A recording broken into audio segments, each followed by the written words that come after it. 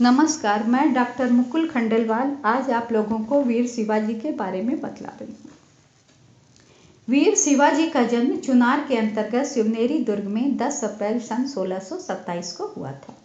उनके पिता शाहजी की जागीर और उनका स्थायी निवास पूना और सूपा में था, किंतु उस समय वे निजाम शाही दरबार में मनसबदार थे और उस समय वे मुगलों के विरुद्ध युद्ध में संलग्न थे।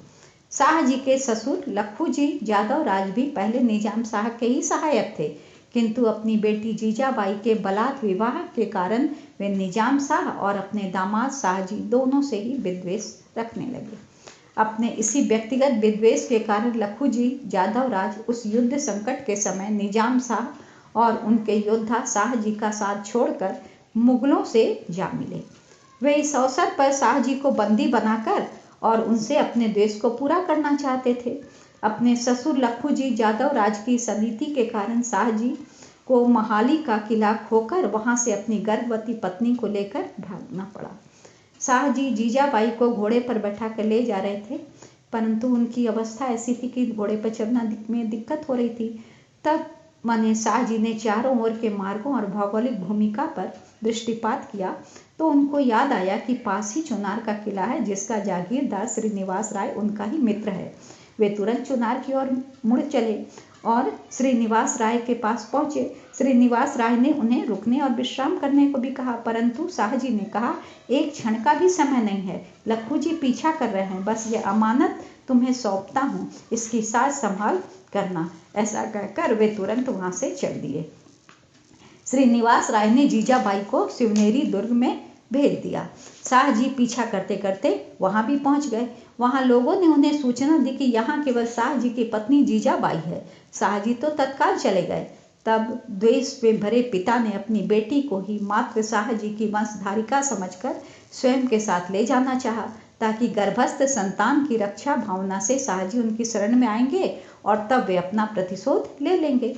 तब लोगों ने उन्हें समझाया, लखू जी, जीजाबाई और शाहजी का इसमें क्या दोष है, दोनों तो निरपराध हैं। बात तो आप और मालो जी के बीच की है, फिर वे भी इस संसार से चले गए। अब आप भी विवाह को दैव योग समझकर द्वेष को निकाल फेंकिए। यह सब सुनकर लखू जी का द्वेष मिटा और उन्होंने जीजाबाई को प्रेम से घर चलने को कहा, परंतु संकट की इस घड़ी में जो युद्ध काल में पड़े पति के क्लेशों का विचार न करके पिता के साथ जाना उन्हें उचित नहीं लगा। उन्होंने पिता से साफ इनकार कर दिया। इस परिस्थिति और मन स्थिति के बीच शिवाजी का जन्म हुआ। तो ऐसे बच्चे में समयोपयुक्त संस्कारों का सृजन क्यों न होता। धर्मनिष्ठ जीजाबाई ने अपने पुत्र को भगवान का प्रसाद समझ और शिवनेरी दुर्ग की अधिष्ठात्री देवी शिवाई के नाम पर उसका नाम शिवा रख दिया। जीजाबाई एक सुशिक्षित महिला थी और उन्होंने अपनी शिक्षा का उपयोग पुत्र के अंदर अच्छे संस्कार डालने में किया। उनकी इच्छा थी कि उनका बेटा धीर, वीर, साहसी और धर्म रक्षक बने। वे शिवाजी को वीरों के चरित्र सुनाती, उनको धर्म के तत्व और धर्म की वर्तमान दशा और उसकी रक्षा की आवश्यकता भी बतलाती थी। उन्होंने शिवाजी को भारत में एक छत्र स्वतंत्र हिंदू राज्य का स्वप्न भी दिया। शिवाजी की निर्विकार मनोभूमि पर माता के बोए बीज जी भरकर प्रस्फुटित, पल्लवित और सफलीभूत हुए। मुगलों तथा बीजापुर की सम्मिलित शक्ति ने निजाम शाही को परास्त कर दिया और शाहजी से संधि कर ली। संधि के अनुसार अहमदनगर का इलाका मुगल साम्राज्य में चला गया और शाहजी को अपनी पूना और सोया की जागीर के साथ बीजापुर के दरबार में मनसब मिल गया। उन्होंने अपने 3 वर्षीय पुत्र शिवाजी को और अपनी पत्नी जीजाबाई को पूना भेजकर वहां की जागीर का प्रबंध दादाजी कोंडदेव नाम के वृद्ध व्यक्ति को सौंप दिया। दादाजी कोंडदेव बड़े दूरदर्शी और देशभक्त व्यक्ति थे। शिवाजी को अपने संरक्षण में पाकर उनके मन में यह विचार आया कि इस बालक को वैसे ही संस्कार और आचरण और भावनाओं में क्यों न ढाला जाए जिस प्रकार के चरित्र की आज आवश्यकता है। यदि चाणक्य एक सामान्य बालक को चंद्रगुप्त मौर्य बना सकते थे, तो मैं इस बालक शिवा में क्या उन योग्यताओं का विकास नहीं कर सकता। माता जीजाबाई ने बीज बोए थे और दादा कोंडदेव ने खाद पानी देकर उन्हें सींचा, विकसित किया। वे उन्हें तीर, कमान, तलवार चलाना तो सिखाते ही थे, साथ ही साथ कभी कभी उन्हें जंगल ले जाते। और अपनी देख रेख में अकेले छोड़कर उनमें साहस, धैर्य और माने प्रत्युत्पन्न मतित्व की भावना उत्पन्न करते थे। ये गुण पैदा करते थे कि अचानक कोई परिस्थिति है तो तुमको क्या करना चाहिए। 13-14 वर्ष की अवस्था में आते आते दादाजी कोंडदेव ने उन्हें तन मन बुद्धि और आत्मा से स्वस्थ, साहसी और तेजस्वी बना दिया। 14 वर्ष की अवस्था में शिवाजी जागीर का बहुत सा काम खुद करने लगे। वे प्रजा की दशा और उसकी आवश्यकताएं जानने के लिए गांव का दौरा करते, वहां दरबार लगाते, लोगों की शिकायतें सुनते और उनके झगड़े भी निपटाते थे। उन्होंने स्थान स्थान पर संगठन तथा स्वयंसेवक दल बना लिए। समय समय पर वे उनको शस्त्रों और देश प्रेम की शिक्षा देते और धर्म की रक्षा में मर मिटने की प्रेरणा भी देते थे। शिवाजी के वृद्धि का प्रभाव का समाचार उनके पिता शाहजी को बीजापुर में मिलता रहता था।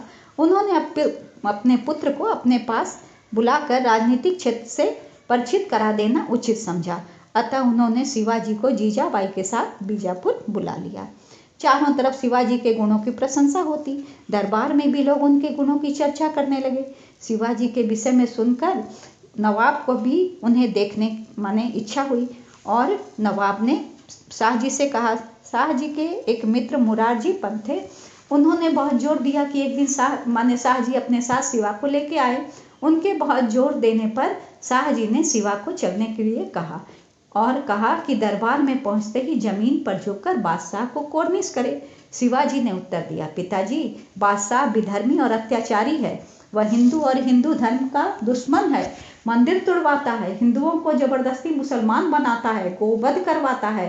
अतः यवन बादशाह को कोर्निश करना तो दूर, मैं उसकी सूरत भी नहीं देखना चाहता। शाहजी ने शिवाजी की माता जीजाबाई को उन्हें समझाने कहा। जीजाबाई ने भी शिवा को बहुत समझाया और पिता की आज्ञा मानने को कहा। इस पर शिवाजी ने स्पष्ट कह दिया, पिता की आज्ञा पालन करना मेरा कर्तव्य जरूर है, पर कोई अनुचित आज्ञा मानने को मैं तनिक भी तैयार नहीं हूँ। मैं दरबार जाकर उस मलिच्छ शासक को कदापि कोर्निश नहीं कर सकता। जीजाबाई बेटे का यह स्वाभिमान और उनकी दृढ़ता देखकर मन ही मन बड़ी प्रसन्न हुई। उन्होंने पति से साफ कह दिया, बेटा मेरे समझाए न मानेगा। शाहजी के मित्र ने भी कोशिश की शिवा को समझाने की और कहा, अपने लाभ के लिए बादशाह को सलाम कर लेने में क्या हर्ज है बेटा। इस पर किशोर शिवा ने साफ कह दिया कि ऐसे स्वार्थ तथा सुख लिप्साओं के कारण ही देश व धर्म की यह दशा है। जिस प्रकार आप विधर्मियों के पक्ष में युद्ध करते और कष्ट उठाते हैं, क्या उसी प्रकार अपने धर्म की रक्षा के लिए संघर्ष नहीं कर सकते?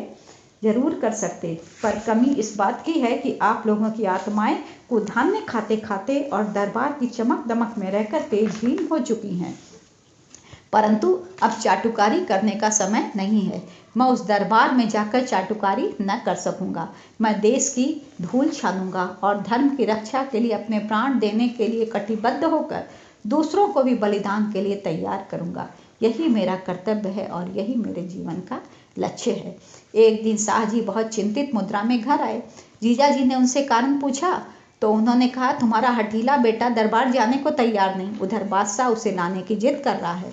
इन सब का परिणाम यह होगा कि जल्दी ही बात बिगड़ जाएगी और मैं बैठे बैठाए किसी बड़े संकट में पड़ जाऊंगा। जीजाबाई ने शिवाजी को पिता की स्थिति बतलाई और फिर से अनुरोध किया। शिवाजी ने सोचा, अब ऐसी दशा में मेरा सिद्धांत दुराग्रह बन जाएगा और इससे पिता पर भी संकट आ जाएगा। अतः मुझे अवसर के अनुकूल काम करना चाहिए। उन्होंने निश्चय कर लिया कि कल पिता के साथ दरबार जाएंगे और देश काल के अनुसार जो उचित होगा वही करेंगे। शाहजी रास्ते भर शिवाजी को दरबारी रीति रिवाज समझाते रहे और शिवाजी जब दरबार पहुंचे तो यवन बादशाह को सर्वोच्च आसन पर बैठे देखकर उनका तो खून खौल उठा, परंतु उन्होंने धैर्य से काम लिया और बादशाह को बिना कोर्निश दिए पिता के पास जाकर बैठ गए। अब शिवाजी प्रायः दरबार जाने लगे, पर वे कोर्निश कभी नहीं करते थे। साधारण सा नमस्कार करके अपने स्थान पर जा बैठते थे। कई दिनों को तक उस बात को देखने के पश्चात एक दिन बादशाह ने शिवा से पूछा, शिवा, क्या तुमको दरबारी तरीके नहीं बतलाए गए हैं? इस पर शिवाजी ने कहा, मुझे दरबारी रीति रिवाज सभी बतलाए गए हैं, पर मैं आपको बादशाह से अधिक अपना गुरुजन समझता हूँ। आपको कोर्निश करना मुझे बनावट जैसा मालूम होता है और इस प्रकार अपनी सूझबूझ से उन्हें दरबार में कोर्निश नहीं करने की छूट मिल गई और बादशाह भी खुश हो गया। शिवाजी जिस रास्ते पिता के साथ राज दरबार जाया करते थे, वहां बहुत सी दुकानों में गौ मांस बिकता था। एक दिन एक कसाई को गोवध करते देखकर शिवाजी को क्रोध आ गया और उन्होंने उसे पीट दिया। दूसरे दिन से माने पिताजी ने उनको डांटा भी और दरबार में जाना भी छोड़ दिया। शाहजी शिवाजी तो थे, शिवाजी से कहा, तुम्हारा इस तरह किसी आदमी को सरेआम पीटना हमें अच्छा नहीं लगता। तुम्हारी यह उद्दंडता निश्चय ही, जो इतना उद्दंड हो गए हो तुम, निश्चय ही हमारी इज्जत ले लेगी और हम भीख मांगने के योग्य हो जाएंगे। शिवाजी को पिता की बात सुनकर बड़ा दुख हुआ और वे अनुमति लेकर पूना चले गए। पूना आकर उन्होंने स्वतंत्र रूप से अपना संगठन बनाना आरंभ कर दिया। इधर दादाजी कोंडदेव की मृत्यु हो जाने पर पूना और सुया के जागीर के सारे अधिकार और उसका सारा प्रबंध शिवाजी के हाथ में आ गया। शिवाजी ने कई महीनों तक अपने अंतरंग सहयोगियों के साथ आसपास के जंगलों को मत डाला, चप्पे चप्पे का परिचय प्राप्त किया और इस प्रकार सभी ओर से परिचित होकर उन्होंने मवाली क्षेत्र के रोहित दुर्ग से ही अपने उद्देश्य का शुभारंभ कर दिया। इस किले में रोहितेश्वर नाम का एक मंदिर है। किला और मंदिर दोनों बीजापुर के नवाब के अधिकार में थे। शिवाजी ने उसे पृथक कर उसके स्थान पर अपना आदमी नियुक्त कर दिया। यह समाचार बीजापुर पहुंचा, पर जब तक कोई जवाब तलबी हो, शिवाजी ने अपनी मवाली सेना तोरन के किले की तरफ बढ़ा दी। शिवाजी की शक्ति और उनकी दृढ़ता देखकर किलेदार डर गया और उसने आत्मसमर्पण कर दिया। तोरन पर भी शिवाजी का अधिकार हो गया। इसकी सूचना भी नवाब बीजापुर के पास पहुंची। इसकी सूचना जब बीजापुर के पास पहुंची तो नवाब ने शाहजी को प्रेरित कर उन घटनाओं का जवाब मंगवाने के लिए कहा। शिवाजी ने जवाब में लिख भेजा कि दोनों किलों का प्रबंध ठीक नहीं चल रहा था, इसीलिए उनको संरक्षण में ले लिया। इससे बीजापुर की ताकत बढ़ेगी। जवाब पाकर नवाब खामोश हो गया। इधर तोरन का किला पुराना और जीर्ण शीर्ण अवस्था में था। शिवाजी ने उसका सुधार करने के लिए खुदवाना प्रारंभ किया। संयोगवश उसमें उन्हें किसी पुराने नवाब का गड़ा खजाना मिल गया। उस धनराशि को उन्होंने देवी की देन समझा और उससे सेना, अस्त्र शस्त्र, गोला बारूद, रसद आदि का प्रबंध किया और वहां से 5-6 मील दूर एक आवश्यक स्थान पर राजगढ़ नाम का किला बनवाकर उसे साज सज्जा से समर्थ बना दिया। शिवाजी के बीमातुल संभाजी मोहिते को शिवाजी की इस विकसित होती हुई शक्ति से ईर्ष्या होने लगी। मोहिते ने बीजापुर शिकायत लिख भेजी। शिवाजी ने उस हानिकारक तत्व को धर्म के मार्ग से हटा देना उचित समझा और उसके चाकन और सूर्या नामक 2 दुर्गों पर उन्होंने आक्रमण कर लिया और साथियों के साथ उसे कैदी बना लिया। शिवाजी के इन सभी कार्यों ने उनका प्रभाव इतना बढ़ा दिया कि आसपास और दूर दूर के किलेदार भी भयभीत होकर उन्हें अपना नायक मानने लगे। शिवाजी की बढ़ती ताकत को देखकर बीजापुर के नवाब बहुत चिंतित रहने लगे। उन्होंने शाहजी पर जोर डाला कि वे अपने पुत्र को इस तरह के काम से रोकें और हथियाए हुए सारे किलों को वापस करने कहिए। तब शाहजी ने दबाव में आकर शिवाजी को ऐसा लिख भेजा, परंतु शिवाजी ने कह दिया कि मैं बीजापुर दरबार से कोई संबंध नहीं रखता और न मैं अपने को उनका मातहत ही मानता हूँ। मैं परमात्मा की आज्ञा से देश में स्वतंत्र हिंदू राज्य की स्थापना का कार्य कर रहा हूँ। अपने इस पुण्य कार्य में मैं किसी का हस्तक्षेप स्वीकार करने को तैयार नहीं। शिवाजी के ऐसे जवाब को सुनकर नवाब बीजापुर कोई कार्रवाई करने को तैयार हुए। तब तक शिवाजी ने अपने एक सहयोगी आनाजी सोनदेव को कल्याण के किले पर अधिकार कर लेने का निर्देश दे दिया। आनाजी सोनदेव ने कल्याण के किलेदार अहमद को उनकी पुत्र वधू के साथ गिरफ्तार कर लिया। उन्होंने उन दोनों को शिवाजी के सामने दरबार में उपस्थित किया। आनाजी सोनदेव स्वयं ये चाहते थे कि शिवाजी शत्रु की स्त्री को अपनी सेविका बना ले, जिससे कि यवनों द्वारा हिंदू महिलाओं पर किए जाने वाले अत्याचार का प्रतिकार हो सके। परंतु शिवाजी के मुंह से उनकी प्रशंसा के ये शब्द सुनकर, जो पुत्रवधू थी उसकी प्रशंसा में ये शब्द कहे, तो सारा दरबार अचंभित हो गया। शिवाजी ने कहा, कैसा अनुपम और प्रशंसनीय रूप है। यदि मेरी माता भी इतनी सुंदर होती तो मैं भी आज कितना सुंदर होता। शिवाजी के शब्दों को सुनकर मौलाना अहमद श्रद्धा विभोर होकर रो पड़ा और उसकी पुत्रवधू कह उठी, जो आदमी इतना नेक, ईमानदार और पाक चलन है, जो दुश्मन की औरत के साथ इतना इज्जत भरा सलूक कर सकता है, वह एक दिन जरूर बड़ा आदमी होगा और दुनिया उसके नाम को सिजदा किया करेगी। इसी प्रकार कोंकण प्रदेश का राजापुर नामक एक नगर था जो हबसियों के अधीन चला रहा था। वहाँ की जनता उनके आतताई शासन से बहुत पीड़ित थी। शिवाजी की प्रशंसा सुनकर उन लोगों ने शिवाजी को अपनी यातनाओं का समाचार लिख भेजा और उद्धार की प्रार्थना की। शिवाजी ने उनकी प्रार्थना सुनकर राजापुर पर आक्रमण करके उसे भी अपने संरक्षण में ले लिया। शिवाजी की इस विजय से सारे देश में हर्ष की लहर दौड़ उठी और सारा देश उन्हें श्रद्धा भरी दृष्टि से देखने लगा। इधर बीजापुर के नवाब शिवाजी के बढ़ते प्रभाव से बहुत भयभीत रहता था। बीजापुर का नवाब जो था वह अच्छी तरह जान चुका था कि शक्ति के आधार पर उन्हें किसी प्रकार वश में नहीं किया जा सकता, तो उसने कूटनीति और छल प्रपंच से काम लेने का निश्चय किया। उसने बाजी घोर पांडे नामक व्यक्ति के जरिए शाहजी को छल से एक प्रीति भोज में आमंत्रित करवा के अपने घर में बंदी बनवा लिया। चालक आदिल शाह ने इस विश्वासघात का कलंक अपने जाति भाई पर न आने देकर एक हिंदू पर ही लगवाया। मजबूर शाहजी ने सारी स्थिति लिखकर शिवाजी को भेज दी। शिवाजी भयंकर संकट में पड़ गए। उन्होंने सोचा अब बीजापुर जाकर आदिल शाह से संधि करके पिताश्री को छुड़वा लिया जाए। तभी उनकी पत्नी ने उन्हें समझाते हुए कहा, आपने यह कैसे विश्वास कर लिया कि आपके बीजापुर जाने पर यवन आदिल शाह आपको बंदी नहीं कर लेगा? मेरी आत्मा कहती है कि बीजापुर जाने में कल्याण नहीं है। शिवाजी का मानी हृदय पत्नी को धन्यवाद दे उठा। शिवाजी ने अब शाहजहां को पत्र लिख शाहजी को मुक्त कराने की बात कही।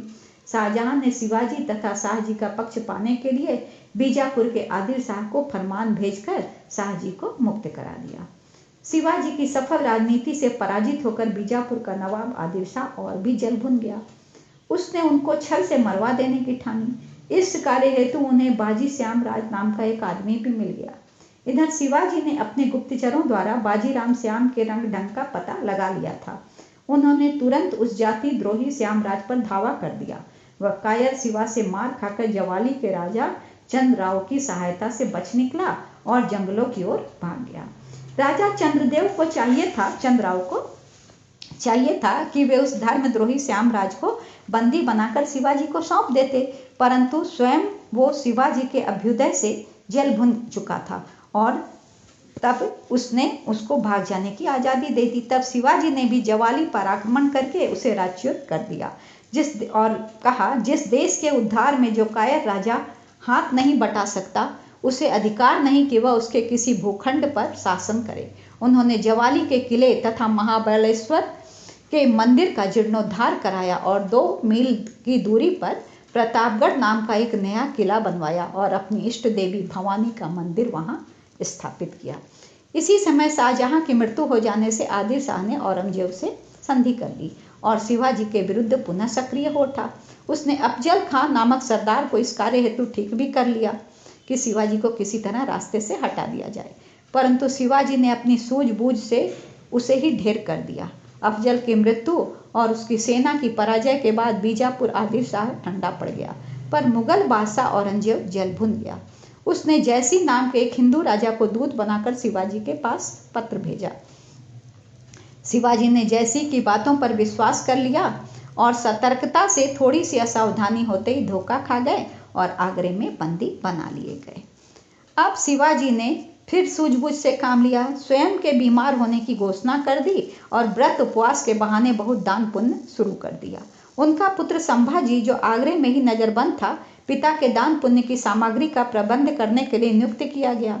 वह बहुत से फलों मिठाइयों के टोकरे पिता के पास लेकर जाता और उनसे स्पर्श करवा कर गरीबों को बांट देता था। यह क्रम दिन रात चलने लगा। पहले तो टोकरी की तलाशी होती रही, परंतु बाद में पहरेदार भी थक कर लापरवाह हो गए। टोकरे यूं ही बिना तलाशी के बाहर जाने लगे। तभी एक बार मौका पाकर शिवाजी और संभाजी फलों की टोकरी में बैठकर कैद से बाहर निकल आए और सीमा पर अपने लोगों द्वारा रखे घोड़ों पर बैठकर आगरा से रास्ते बदलते हुए पूना जा पहुंचे। इस प्रकार यहाँ भी अपनी सूझबूझ से शिवाजी शत्रुओं के पंजे से बाहर निकल गए। उसके बाद शिवाजी ने मुगलों का और बहुत सा इलाका जीत लिया और दिल्ली पर आक्रमण करने की योजना बनाई, परंतु तभी देश के दुर्भाग्यवश चैत्र शुक्ला नवमी संवत 1737 को उनका स्वर्गवास हो गया। शिवाजी की मृत्यु के पश्चात उनका पुत्र संभाजी राजा हुआ, परंतु वह एक विलासी और कायर व्यक्ति था। यदि संभाजी अपने वीर पिता के पद चिन्हों पर चला होता तो भारत का इतिहास कुछ और ही होता, परंतु वीर शिवाजी धन्य थे जो साधारण परिवार से उठे और उनके पूर्वजों में कोई ऐसा नहीं था जिसने महान कार्य किया हो। उनके पास न धन था, न संपत्ति थी, न कोई खजाना था। विद्या, शिक्षा, अनुभव की दृष्टि से भी उनको विशेष माने सुयोग नहीं मिला था, परंतु अपनी सूझबूझ और अपने साहस के बल पर कई बड़े बड़े राज्यों और दिल्ली की बादशाहत तक का उन्होंने मुकाबला किया और सबको पीछे हटाते हुए अपने राज्य की जड़ें जमा दी। धन्यवाद।